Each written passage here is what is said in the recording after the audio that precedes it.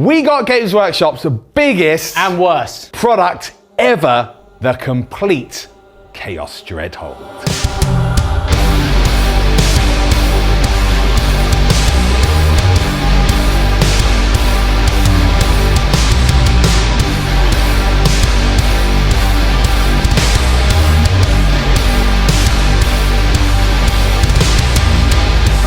So here it is in all its glory. It's a big boy! It's a very big boy. So full disclosure, this is a review for Poseidon Miniature Painting, who did an amazing job slapping the paint on this Hellfort for us. James from Poseidon came along and said, hey, look, I can match it for you.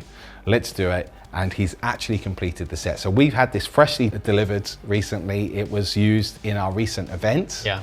It made 3 boards. 3 amazing boards, hellscape style terrain.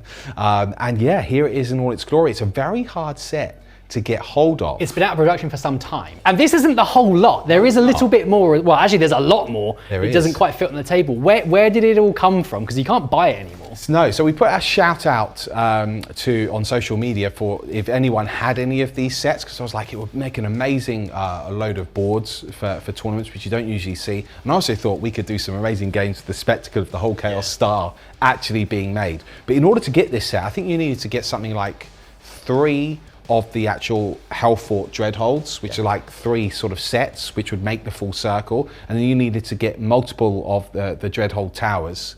And basically I bought some on eBay, bought some from some bosses, and then Andy from Mediocre Hobbies, massive shout out to you, Andy, if you're watching this. He actually donated like half of a set, like half of the circle was from him. Plus we got some of the gun towers as well, which is absolutely incredible. You'll see them all come up as we're talking about it. So that's how we sort of acquired it. Basically, yeah, lucky eBay purchases, because it goes for a lot of money on eBay. Yeah.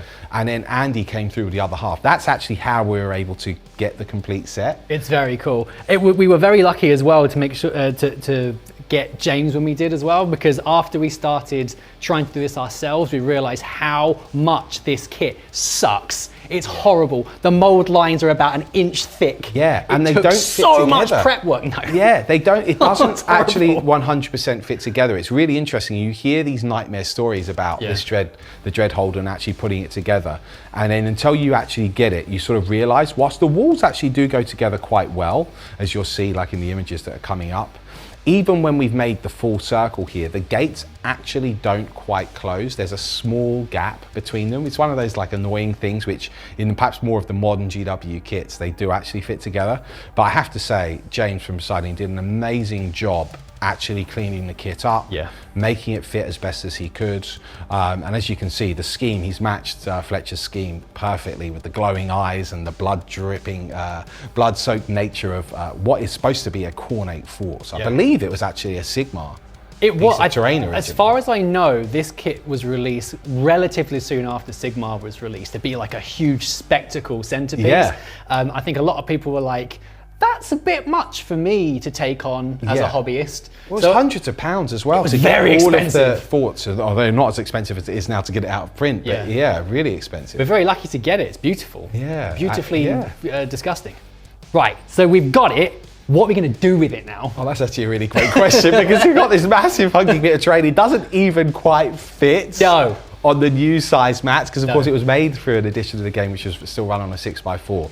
I do have some really good ideas actually. Aside from of course breaking it up and using it on smaller mats in our battle reports, the actual plan is you can run the whole circle together and that will fit on a mat very neatly, creating sort of like a Quake style arena.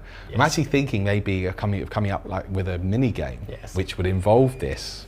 Perhaps something has to survive in the middle, perhaps something has to go around and run a gauntlet. I spy some multiplayer games as well. Yeah, we could put some power-ups in. I might create like a Doom-esque style or bolt gun-esque style game using this terrain. That could be really fun. I love it.